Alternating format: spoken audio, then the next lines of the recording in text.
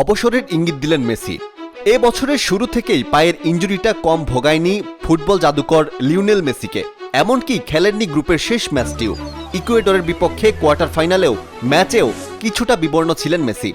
আজ স্কালোনিও ফিরে যান পুরনো ফর্মুলায়।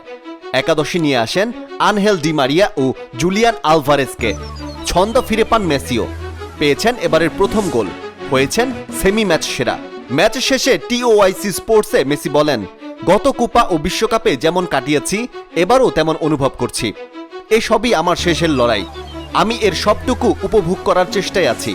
তাতেই শঙ্কা জেগেছে, তবে কি কোপা শেষেই বিদায় বলবেন জাদুকর? এই নিয়ে কোচ স্কালোনিকে জিজ্ঞেস করা হলে তিনি শান্ত থাকার পরামর্শ দেন। বলেন, আমাদের ওকে বা মেসিকে ওর মতো ছেড়ে দেওয়া উচিত। ও জানে আমাদের পক্ষ থেকে দরজা কখনো বন্ধ হবে না, যতদিন ইচ্ছা ও আমাদের সঙ্গে থাকতে পারে। তাই অবসর যদি নিতেই হয়, সেই সিদ্ধান্তের ভার ওর উপরেই ছেড়ে দেওয়া হবে। নিজেদের দলটাকে নিয়ে ব্যাপক উচ্ছ্বসিত মেসি। এই দলটা যা করেছে এটা পাগলামি। এদের ওই পাগলামির কারণে আমি ও আমার মতো পুরানো প্রজন্মের খেলোয়াড়দের অংশ নেওয়া সবগুলো প্রতিযোগিতাই গুরুত্বপূর্ণ হয়ে উঠেছে।